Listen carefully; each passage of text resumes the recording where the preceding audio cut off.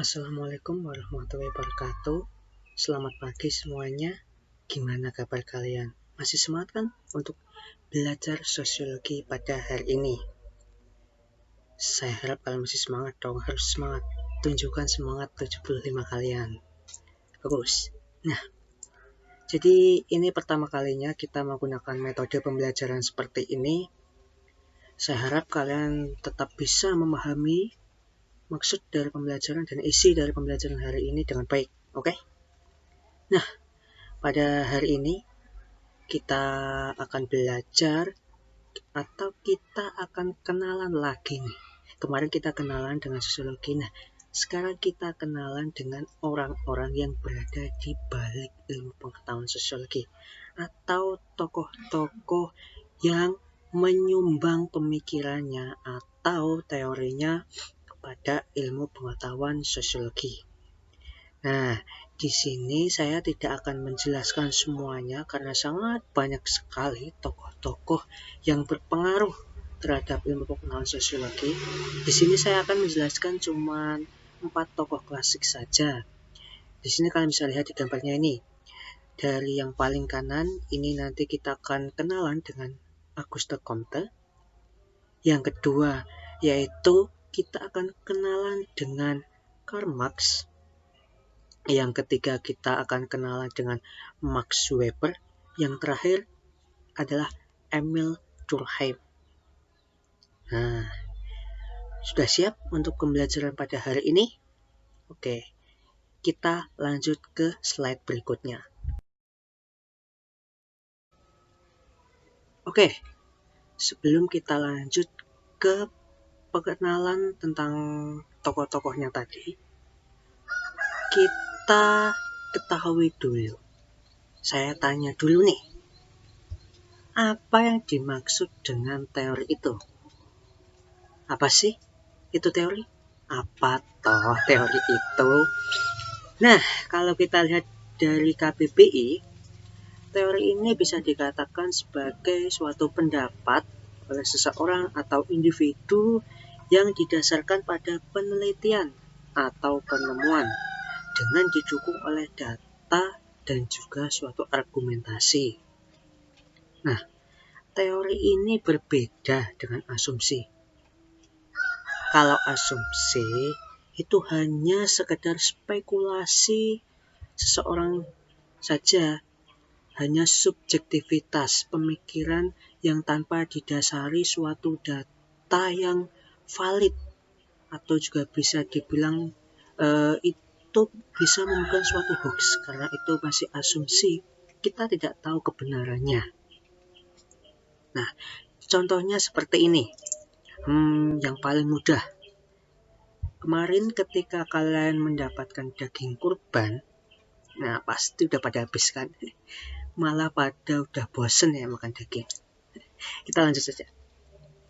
Ketika kalian mendapatkan daging itu, kalian akan berpikir bagaimana caranya supaya daging ini bisa dimasak dengan enak, lembut.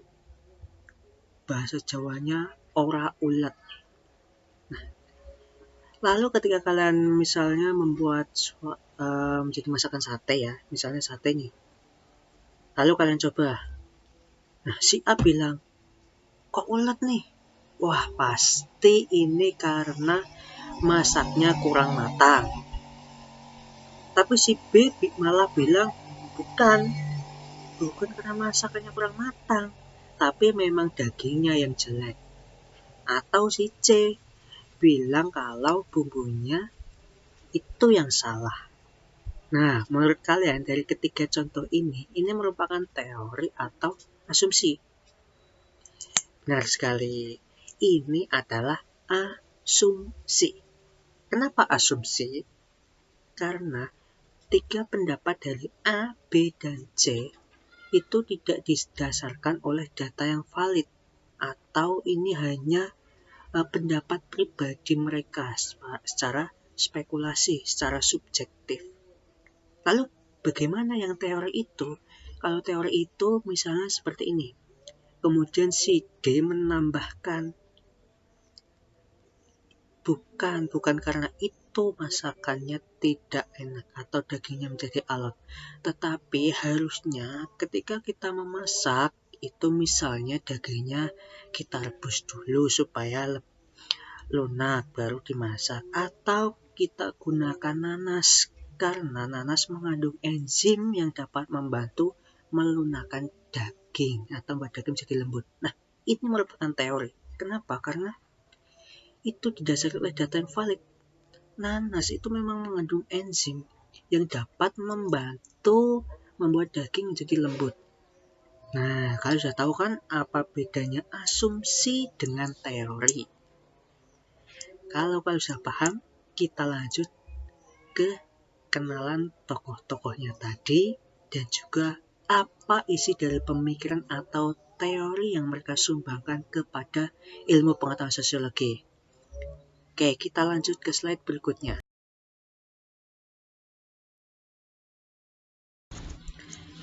Yang pertama yaitu kita kenalan dengan Auguste Comte. Nah, kalian pasti sudah tidak asing lagi dengan nama Auguste Comte karena sebelumnya kita sudah sempat menyinggungnya. Nah, jadi siapa sih Auguste Comte itu? Masih ingat kan? Ya, Auguste Comte ini salah satu tokoh filsuf sosiologi yang dikenal sebagai bapak sosiologi di dunia. Auguste Comte ini merupakan salah satu tokoh Eropa yang sangat terkenal oleh pemikirannya dan juga teori-teorinya dalam perkembangan ilmu pengetahuan sosiologi. Nah, teori yang paling terkenal itu teori tentang hukum 3 tahap perkembangan manusia atau masyarakat, atau juga dikenal dengan the law of 3 stages. Lalu apa isi dari pemikirannya atau teorinya ini? Yuk kita pelajari.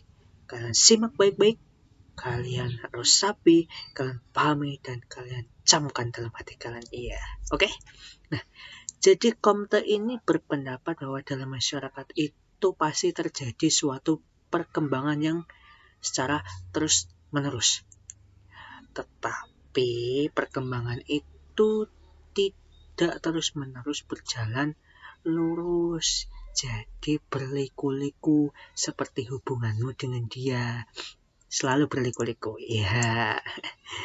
Jadi Comte ini mengeluarkan pendapat, mengeluarkan pemikiran atau teori tentang perkembangan manusia tadi. Itu ada 3. Yang pertama itu tahap teologis. Nah, apa itu tahap teologis? Jadi pada tahap ini itu merupakan tahap permulaan atau tahap paling awal dari perkembangan manusia. Di mana pada tahap ini manusia masih memiliki keyakinan atau percaya bahwa segala sesuatu yang terjadi pada dunia ini itu dikendalikan oleh kekuatan supranatural atau dewa-dewa dan juga roh nenek moyang. Sehingga segala sesuatu atau berbagai fenomena yang terjadi itu dikaitkan dengan kekuatan roh-roh atau dewa-dewa tadi. Misalnya seperti kalian masih ingat kan itu kejadian awan berbentuk gelombang di Pulau Aceh.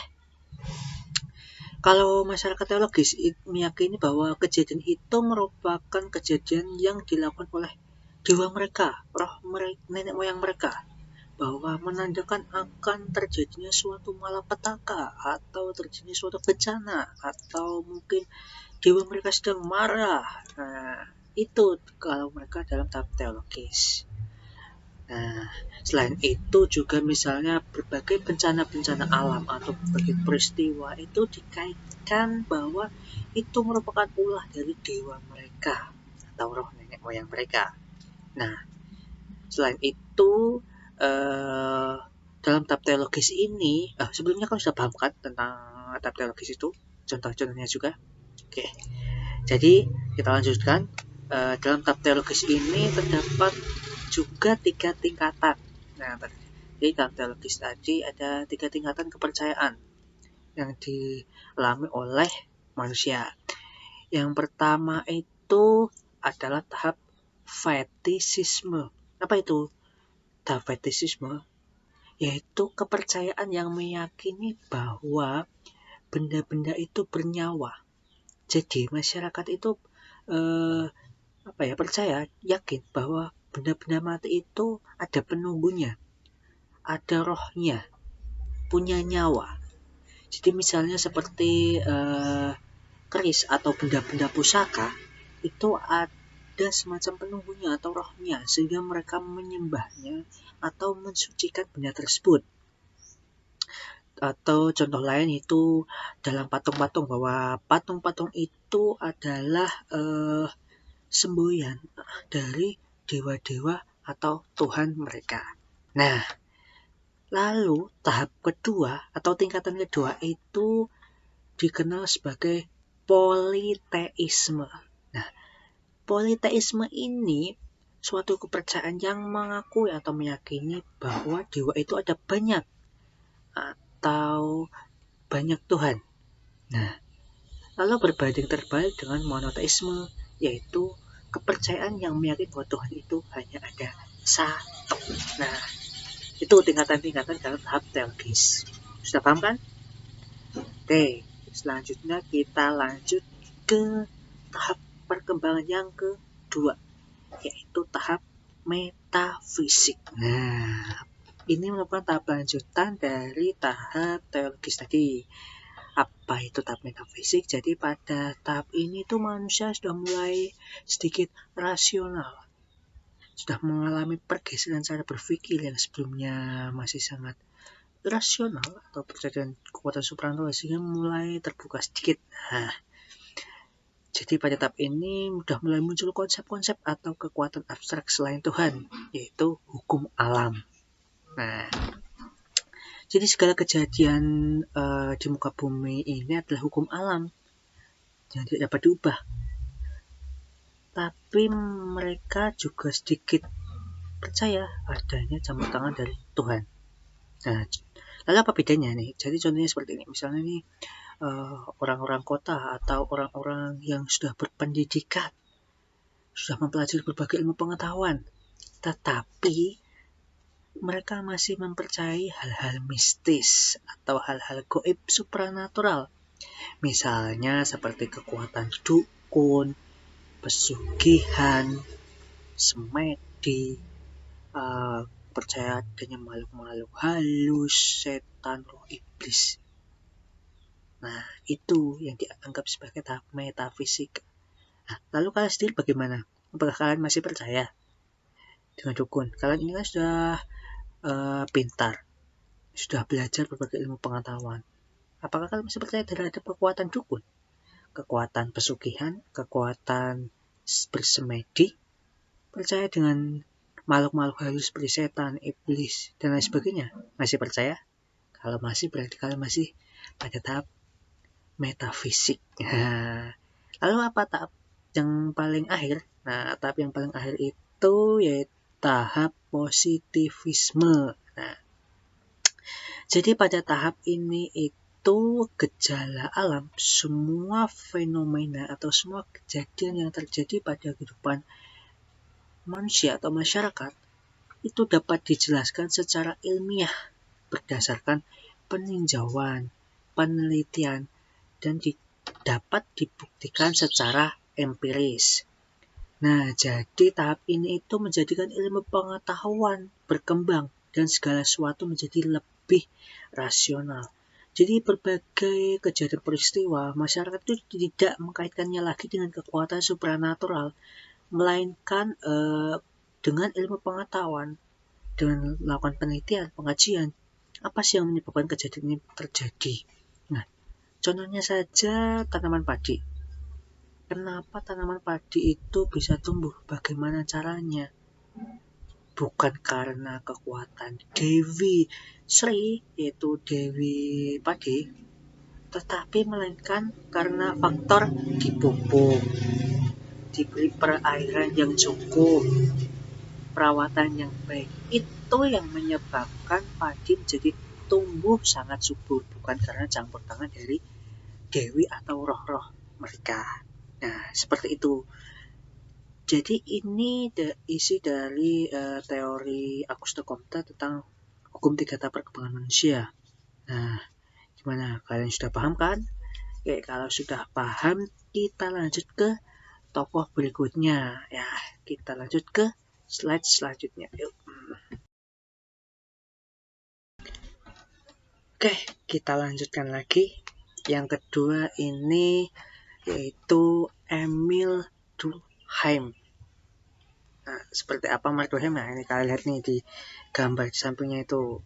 Ciri-cirinya nggak punya rambut, seperti bolam lampu, terus tapi memiliki kumis yang lebat, brewo atau janggut panjang. Nah, ini Emil Durkheim. Dan juga punya hidungnya sedikit mancung ya. Nah, jadi Emil Durkheim ini juga merupakan tokoh sosiologi Eropa yang sangat berperan dalam perkembangan ilmu pengetahuan sosiologi. Nah, lalu apa pemikirannya atau teori dari Emil Durkheim? Nah, di sini Durkheim ini teori yang paling terkenal yaitu mengenai teori bunuh diri atau analisis bunuh diri. Nah, jadi bunuh diri itu bisa dipelajari. Kita mempelajari perilaku manusia atau masyarakat. Kenapa dia bisa melakukan bunuh diri? Apa yang menyebabkan mereka melakukan bunuh diri? Nah, Emil Durkheim ini meneliti kejadian tersebut, di mana kejadian ini banyak sekali terjadi di Eropa pada zaman dahulu, khususnya pada tingkat bunuh diri di antara orang-orang Protestan dan juga Katolik. Dan juga analisis bunuh diri ini menjelaskan apakah ada pengaruh dari kontrol sosial yang lebih tinggi di antara orang-orang Katolik ini dapat menghasilkan tingkat bunuh diri yang lebih rendah atau sebaliknya. Nah, jadi kita lanjutkan, saya jelaskan ya. Jadi analisis bunuh diri ini Durkheim berpendapat bahwa orang itu mempunyai suatu tingkatan keterikatan atau bisa juga dikenal sebagai integrasi.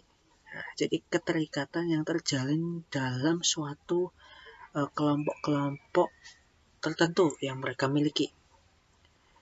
Nah, tingkatan integrasi ini atau keterikatan tadi yang secara abnormal tinggi atau rendah itu dapat menghasilkan bertambahnya tingkat bunuh diri. Tingkat yang rendah juga misalnya ini juga dapat menyebabkan bunuh diri karena rendahnya integrasi sosial menghasilkan masyarakat yang tidak terorganisir. Nah, sehingga menyebabkan orang melakukan bunuh diri sebagai upaya terakhir. Sementara tingkat yang tinggi tadi menyebabkan orang bunuh diri ini agar mereka tidak menjadi beban bagi masyarakat. Jadi contohnya itu seperti ini. Nah, jadi dalam suatu kelompok sosial, suatu kelompok kan ada keterikatan atau hubungan dalam kelompok itu sehingga kelompok itu bisa terjalin baik. Nah, rendah atau tingginya tingkat itu atau integrasi persatuan dalam kelompok itu menjadi faktor peningkatan bunuh diri. Jadi misalkan tingkat integrasi itu tinggi atau persatuan itu tinggi, keikatan yang kuat dari kelompok itu kuat. Nah, kuat itu menyebabkan individu merasa bahwa dirinya itu tidak berguna, terbebani. Dia merasa bahwa dirinya itu tidak memiliki kontribusi yang banyak bagi kelompok itu, sehingga dia merasa malu, merasa takut terhadap teman-temannya atau kelompok sekelilingnya. Nah, akhirnya dia melampiaskannya untuk bunuh diri karena tertekan tadi. Nah, Lalu bagaimana dengan tingkat integrasi yang rendah?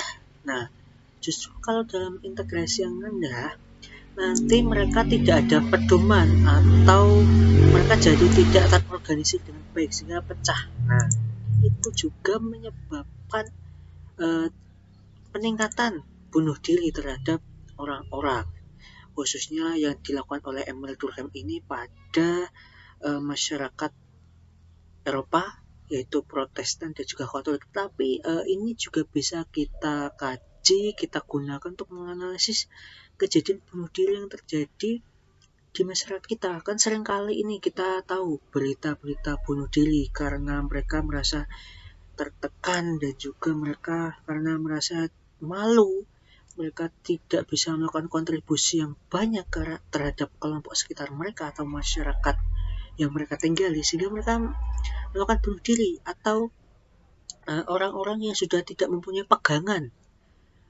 tidak memiliki integrasi yang kuat, sehingga atau mereka intinya tidak memiliki siapa-siapa lagi, tidak memiliki saudara, tidak memiliki kelompok, atau tidak memiliki kehidupan bagian dalam masyarakat, sehingga mereka memilih untuk lebih baik bunuh diri daripada mereka hidup sendiri tanpa adanya terorganisasi dengan baik.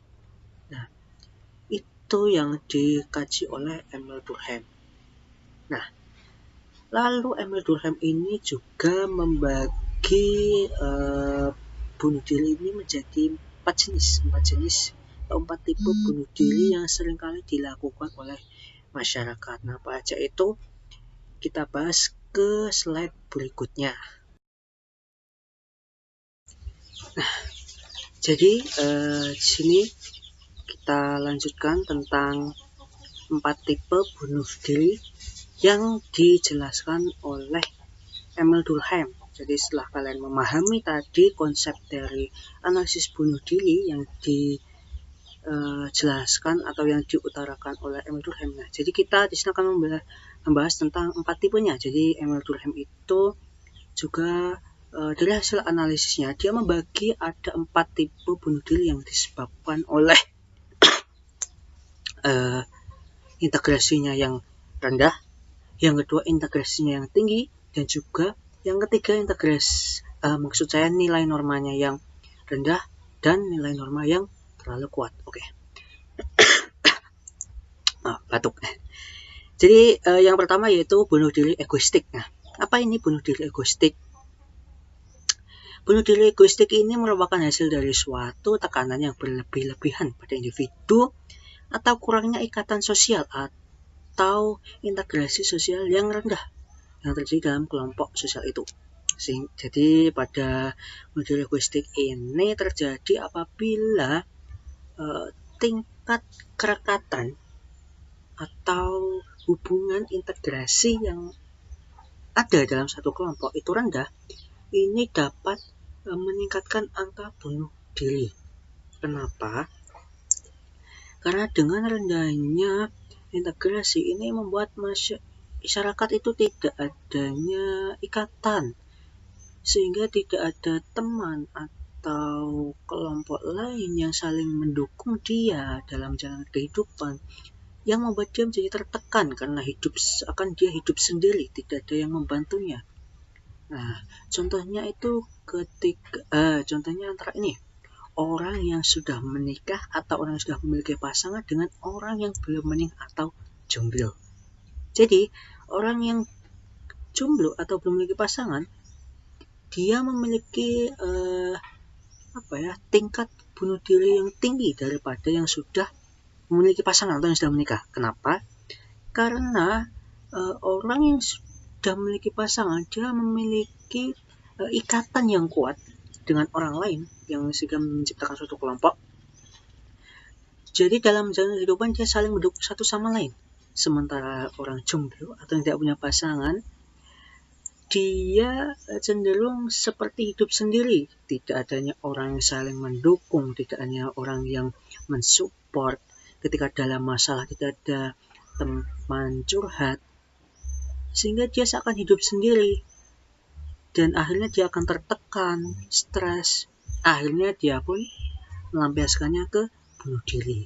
Nah, jadi hati-hati bagi kalian para joblowers.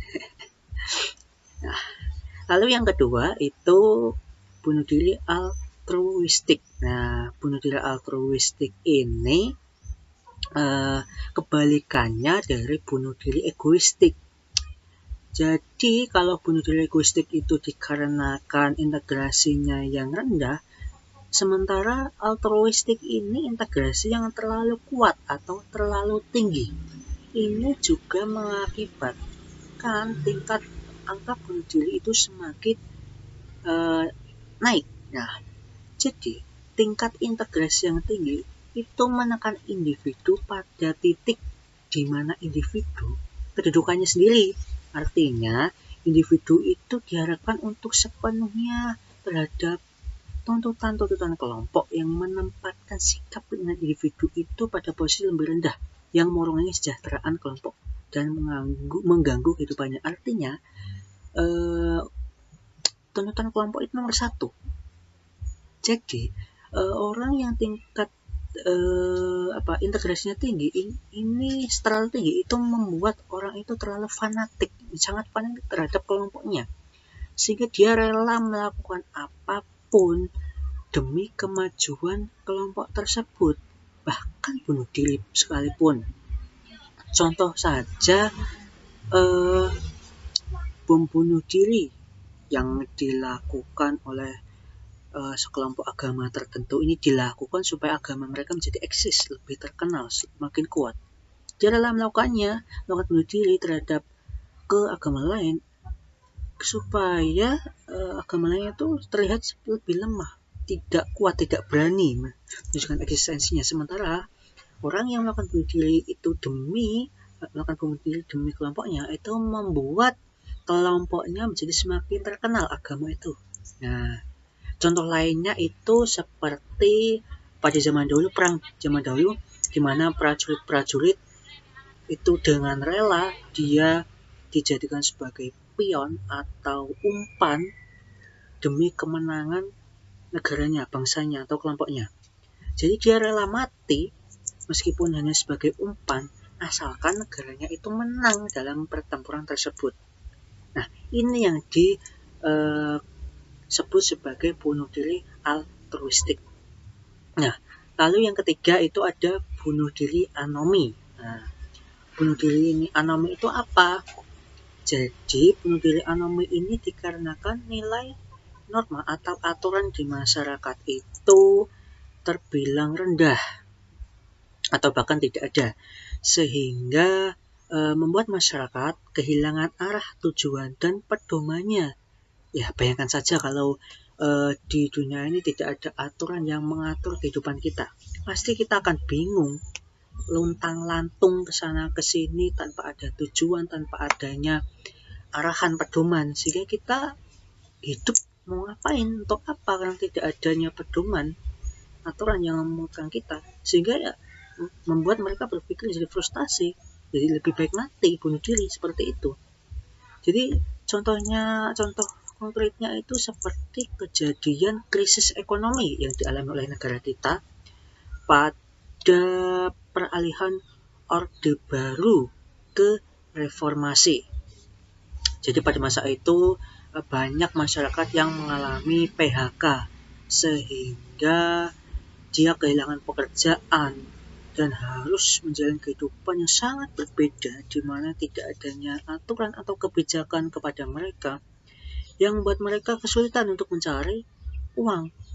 Akhirnya mereka tertekan, stres, lalu bunuh diri. Nah, seperti itu contohnya. Lalu yang terakhir atau yang keempat itu bunuh diri fatalistik. Nah, ini kebalikannya dari bunuh diri anomi, yaitu pada bunuh diri fatalistik ini dikarenakan tingkat nilai norma atau aturan itu yang terlalu mengekang atau mengikat, sehingga menyebabkan masyarakat itu tertekan, terbatasnya gerak masyarakat karena adanya aturan-aturan yang sangat mengekang, sehingga masyarakat itu menjadi tertekan. Kenapa? Kalian bayangkan saja ketika kalian di posisi sedang di penjara. Itu kan gerak kalian sangat terbatas. Kalian mau keluar tidak bisa, mau makan pun seadanya, kecuali penjara VIP mungkin ya. Jadi itu membuat kalian, kalau kalian nggak kuat, akan membuat kalian stres. Nah, contoh lain itu terjadi pada masyarakat perbudakan, masyarakat budak. Nah, dia kan kehilangan kebebasannya. Dia mau tidak mau harus mengikuti aturan atasannya atau majikannya. Dia harus bekerja pada waktu sepenuhnya, mulai dari pagi, siang, sore, malam tanpa ada istirahat. Dia harus mengikutinya karena nilai dan norma atau aturannya memang seperti itu, sangat kuat, mengekang, sehingga membuat dia tertekan, stres, dan akhirnya menimbulkan bunuh diri. Nah, jadi ini 4 tipe bunuh diri yang dijelaskan oleh Emil Durkheim. Nah, dari sini kan kita bisa melihat faktor-faktor apa saja yang menyebabkan bunuh diri itu terjadi di masyarakat. Nanti kalian kan bisa menganalisnya, misalnya seperti kasus bunuh diri artis-artis Korea nih, banyak sekali, atau artis-artis Hollywood yang dikarenakan alasannya karena netizen, haters atau orang-orang yang tidak suka dengan karirnya yang mungkin sedang naik. Nah, ini termasuk sehingga menyebabkan bunuh diri. Nah, ini termasuk bunuh diri apa ayo? Egoistik, altruistik, anomi, atau fatalistik? Ya, bunuh diri egoistik. Kenapa? Karena integrasi antara artis atau hubungan antara artis tadi dengan orang lain, dengan netizen, orang-orang yang bekerja dengan dia itu tidak baik, sehingga menimbulkan semacam keretakan, hubungannya tidak baik. Jadi membuat dia selalu dihina-hina atau selalu dihujat, yang membuat dia tertekan dan akhirnya bunuh diri. Itu. Jadi untuk kalian jangan sampai melakukan ini. Kalian hanya menggunakan ini untuk menganalisis kejadian-kejadiannya saja, jangan dipraktekkan. Jadi seperti ini pemikiran dari Emil Durkheim. Jadi selanjutnya kita lanjut ke tokoh yang ketiga.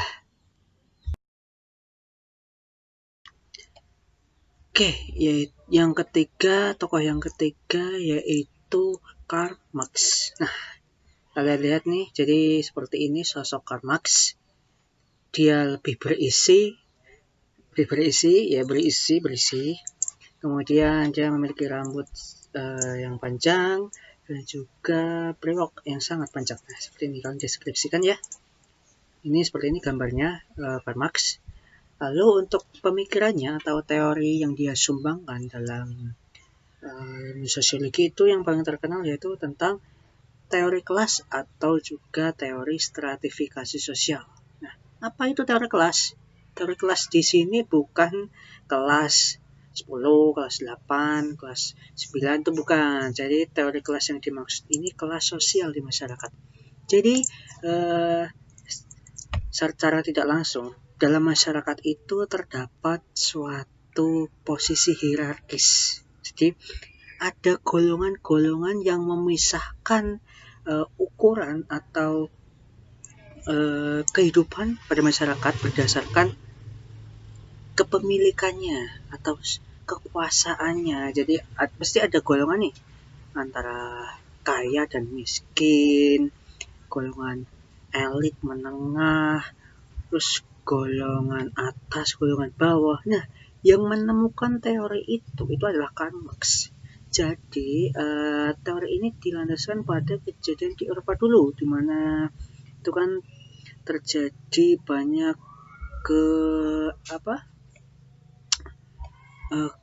ketidakadilan atau kesenjangan sosial yang terjadi antara masyarakat yang memiliki sistem atau alat-alat produksi dengan masyarakat buruh atau antara bos dengan buruh. Nah, di sini Karl Marx membedakannya antara kaum proletar dan kaum borjuis. Nah, kalian ingat-ingat ya namanya.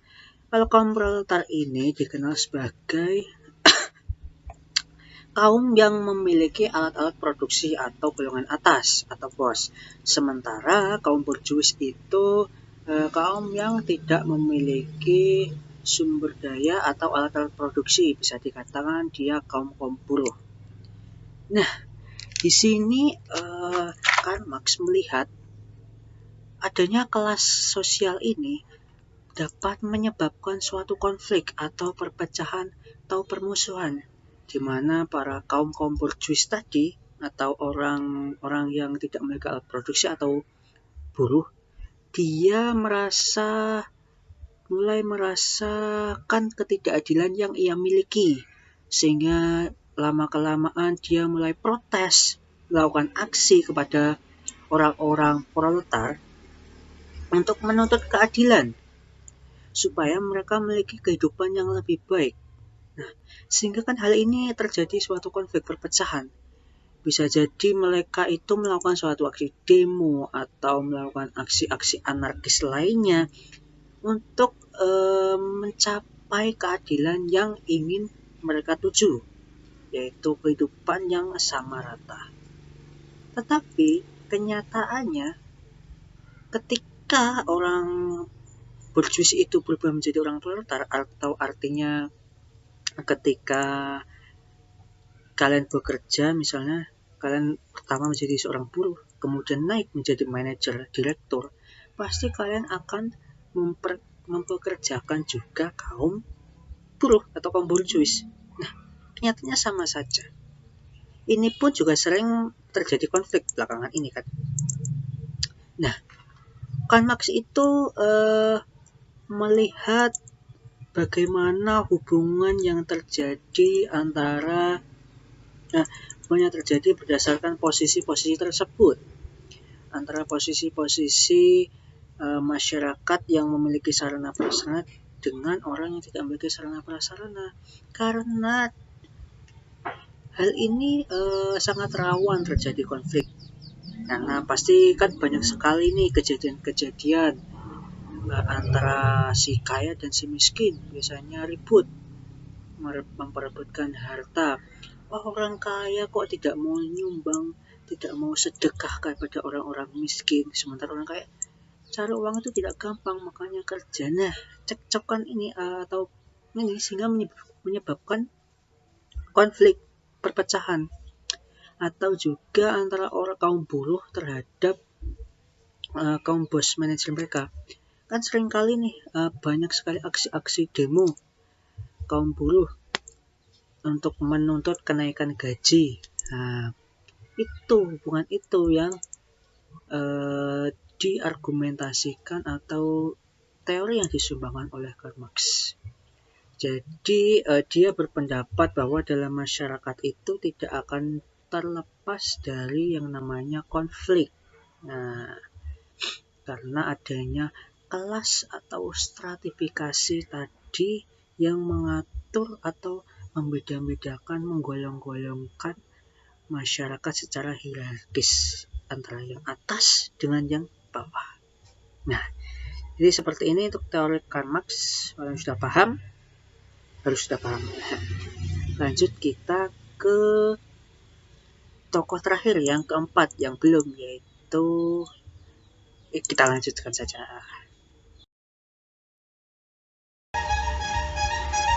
Oke, yang terakhir, tokoh yang terakhir yaitu adalah Max Weber.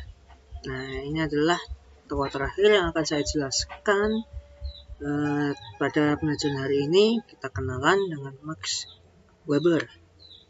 Nah, gambarnya seperti ini, kalian ingat-ingat baik. Wah, dia seperti ini, rambutnya klimis, seperti itu ya. Jadi untuk pemikirannya atau teori yang dia sumbangkan kepada ilmu pengetahuan sosiologi itu mengkaji tentang tindakan sosial. Berbeda dengan Emil, Max Weber berpendapat bahwa sosiologi itu mempelajari tindakan atau perilaku sosial masyarakat. Jadi kenapa dia melakukan ini, kenapa dia melakukan itu, pasti ada maksud tertentu, pasti ada tujuan tertentu. Nah, jadi Max Weber itu melihat kenapa dia melakukan itu dan untuk apa dia berperilaku seperti itu. Lalu apakah semua tindakan masyarakat itu dikatakan sebagai tindakan sosial? Nah, belum tentu. Kenapa? Jadi, Weber itu menjelaskan bahwa tindakan manusia dapat dikatakan tindakan sosial sepanjang tindakan tersebut memiliki makna bagi individu dan diarahkan pada tindakan orang lain. Jadi menurut Weber, bahwa tindakan sosial itu dimaksudkan untuk memengaruhi tindakan orang lain atau masyarakat lain. Nah, dalam artian bahwa tindakan sosial ini adalah tindakan yang penuh makna atau subjektif bagi pelaku. Jadi dalam menafsirkan suatu perilaku orang tertentu itu bisa saja memiliki arti yang sangat banyak karena itu bersifat subjektif. Misalnya dia berlaku seperti ini karena ini, saya berpendapat, oh dia makan karena dia kenyang. Itu pendapat saya. Tetapi orang lain bisa saja menafsirkan perilaku dia makan karena untuk dia makan karena untuk memenuhi gizi pada tubuh mereka. Nah, ini yang diartikan tindakan itu bersifat subjektif bagi pelaku. Nah, lalu contoh tindakan sosial itu seperti apa? Nah, contohnya itu misalnya tindakan seseorang yang secara tidak sengaja membanting pintu atau ketika kalian membanting pintu. Itu bukan tindakan sosial. Nah, tetapi apabila tindakan membanting pintu itu kalian diarahkan dengan maksud agar orang lain di sekitarnya diam, itu termasuk tindakan sosial karena melibatkan orang lain, memiliki makna untuk orang lain. Sama halnya ketika kalian memukul meja. Nah, ketika kalian hanya sekedar memukul meja saja, cuman memukul meja tok ya, nutuk meja tok, itu bukan tindakan sosial. Tetapi kalau memukul meja itu kalian arahkan untuk orang lain dengan maksud supaya mereka diam, nah itu baru tindakan sosial. Contoh lain, misalnya tindakan seorang istri yang bunuh diri nih, dikarenakan tidak tahan dengan penyakit parah dan menahun. Itu bukan tindakan sosial karena hanya untuk dirinya sendiri, ditujukan untuk dirinya, untuk penyakit yang dia alami.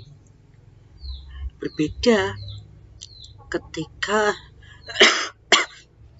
dia melakukan bunuh diri, dimaksudkan agar suaminya sadar dan menyesal karena telah berselingkuh. Nah, itu dikatakan tindakan sosial. Jadi intinya perbedaan antara tindakan dengan tindakan sosial. Kalau tindakan sosial itu ditujukan untuk orang lain, memiliki maksud untuk orang lain, untuk mempengaruhi tindakan orang lain. Nah, seperti tadi, memukul meja dimaksudkan untuk membuat orang-orang diam. Artinya, tindakan kita memukul meja itu dimaksudkan mempengaruhi tindakan masyarakat lain supaya dia diam. Nah, itu dikatakan tindakan sosial. Adanya tujuan kepada orang lain. Sementara kalau kita memukul meja misalnya hanya untuk keisengan diri kita sendiri, itu hanya tindakan, bukan tindakan sosial. Seperti tadi, istri yang bunuh diri tadi karena tidak tahan oleh penyakit yang dia derita, itu tidak ada hubungannya dengan orang lain. Dia memilih bunuh diri. Ya ibaratnya kan kita bodoh amat. Mau bunuh diri apa enggak, kan itu penyakit kamu. Kalau enggak kuat ya sudah.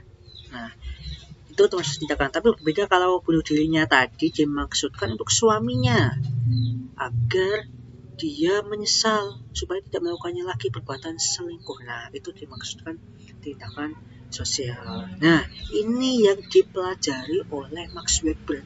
Tindakan-tindakan seperti ini, tindakan-tindakan yang dilakukan oleh orang-orang itu pasti memiliki maksud atau tujuan tertentu. yang ditujukan untuk orang lain. Nah, jadi sosiologi itu untuk mempelajari perilaku itu, tindakan itu, bagaimana memaknai tindakan orang lain. Nah, jadi sudah paham kan tentang inti atau dasar dari teori yang dibuat oleh Max Weber. Dalam hal ini, Max Weber juga membagi beberapa bentuk atau beberapa tipe tindakan sosial. Nah, seperti apa tipenya? Kita lanjutkan ke slide berikutnya. Ya, jadi ini 4 tipe tindakan sosial menurut Weber. Tadi dalam melihat suatu tindakan atau perilaku seseorang, di sini Weber membedakannya menjadi 4 tipe atau 4 jenis. Nah, yang pertama itu adalah tindakan rasional instrumental. Nah, apa itu tindakan rasional instrumental? Tindakan ini mengandung makna implisit, logis, dan instrumental untuk mencapai tujuan. Artinya, tindakan sosial oleh seseorang atau individu itu dilakukan dengan pertimbangan untuk mencapai tujuan yang sudah dipikirkan sebelumnya. Contohnya, misalnya nih, kalian mau berangkat sekolah, tapi sekolahnya kan di rumah ya. Ya, kalian bayangkan saja lah. Mudah-mudahan nanti kita bisa ketemu lagi di sekolah tatap muka ya. Jadi kalian bayangkan ketika kalian mau sekolah dan kalian bangunnya kesiangan, terlambat. Nah, sini kalian memilih antara berangkat naik motor sendiri atau mau naik motor Gojek atau memilih angkutan umum roda 4. Nah, karena tujuan kalian untuk mengejar waktu supaya sampai di sekolah tepat waktu, tidak terlambat, kalian memilih naik Gojek. Kenapa? Karena dengan naik motor atau Gojek kalian bisa lebih cepat, bisa menyelip lewat jalan-jalan pintas, gang-gang kecil, sementara mobil kan hanya bisa lewat jalan utama. Nah, sehingga tindakan sosial kalian itu adalah naik Gojek dengan tujuan yang ingin kalian capai adalah supaya tidak terlambat. Nah, tujuannya kalian jelas.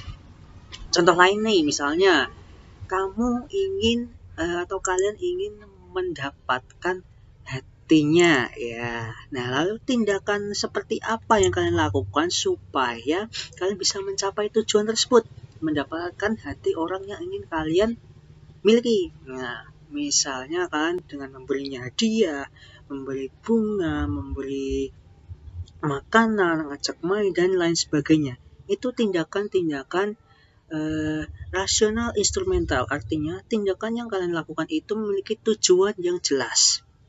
Nah, lalu yang kedua itu tindakan berorientasi nilai. Nah, apa itu tindakan berorientasi nilai? Nah, jadi tindakan ini dilakukan dengan pertimbangan nilai. Artinya, individu yang bertindak mengutamakan apa yang dianggap baik, lumrah, wajar, benar dalam masyarakat di atas tujuan individu. Apa yang dianggap baik itu bisa saja bersumber dari etika, agama, atau bentuk sumber-sumber lain.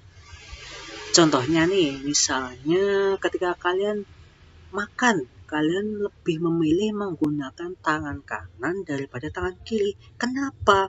Karena normalnya atau wajarnya dan sopannya itu memang menggunakan tangan kanan. Ketika kalian makan menggunakan tangan kiri, itu justru malah aneh, terlihat tidak sopan. Nah, itu yang dinamakan tindakan berorientasi nilai. Paham kan? Jadi mengutamakan, oh ini patut nih, oh ini pantas, ini tidak. Nah, itu yang berorientasi nilai. Lalu yang ketiga itu tindakan afektif. Dari kata afektif kan sudah tahu kan, afektif, afeksi, perasaan ya. Di tindakan ini didasarkan atas keterlekatan emosional.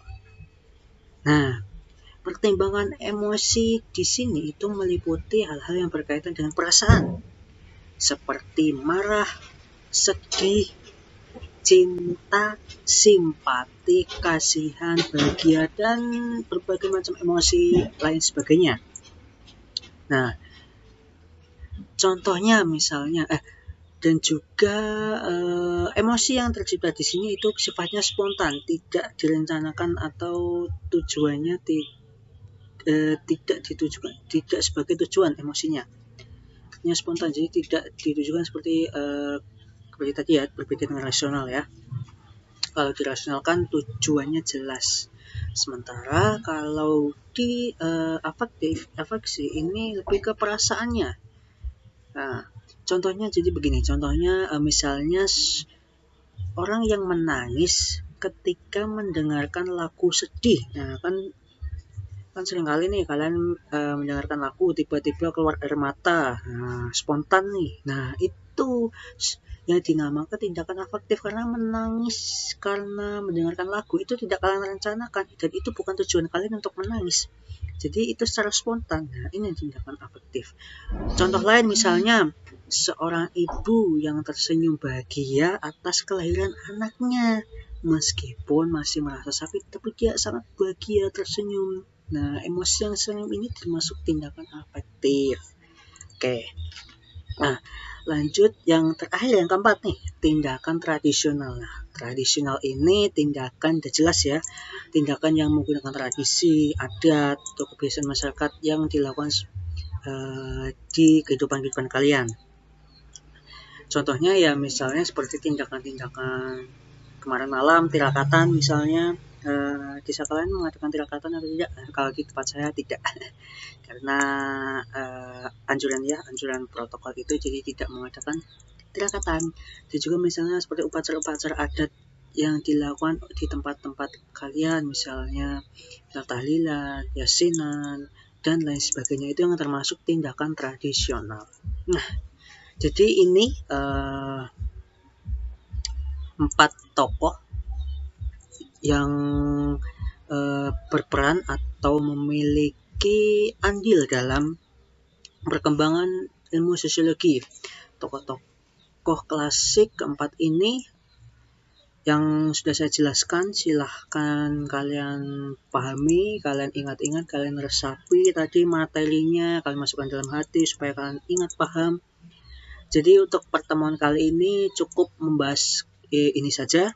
Jadi misalkan kalian ada pertanyaan atau diskusi, silahkan kalian utarakan lewat grup kita, di grup WA, silahkan kalian tanyakan di situ. Jadi mungkin pertemuan kali ini cukup sampai sini saja ya. Semoga kalian bisa paham materinya tadi. Kita belajar tentang 4 tokoh klasik dan juga teori-teorinya, yaitu yang pertama ada Auguste Comte, yang kedua Karl Marx, yang ketiga Emil Durkheim, dan yang terakhir ada Max Weber. Nah, jadi mungkin cukup sampai di sini saja. Saya ucapkan terima kasih atas partisipasi kalian, atas semangat 75 kalian. Ya, tetap semangat untuk melakukan pembelajaran pada pertemuan-pertemuan berikutnya. Dan menurut kalian bagaimana dengan metode pembelajaran seperti ini? Apakah lebih menyenangkan seperti ini atau lebih enak diskusi chat di grup saja, atau kita kombinasikan? Nah, silahkan kalian beri masukan ya, enaknya gimana pembelajaran kita supaya lebih asik, lebih nyaman, tidak membosankan ya gitu. Jadi mungkin saya akhiri saja pertemuan pada hari ini. Untuk presensi nanti saya kirim lewat grup, dan juga ada penugasan ya, karena kita kan belum pernah melakukan tugas ya, karena nanti saya tidak bisa menilai dong, nilai kalian dari mana kalau tidak tugas tadi. Tapi tenang, tugasnya simpel kok, gampang. Mungkin itu saja ya dari saya, kurang lebihnya mohon maaf. Wassalamualaikum warahmatullahi wabarakatuh.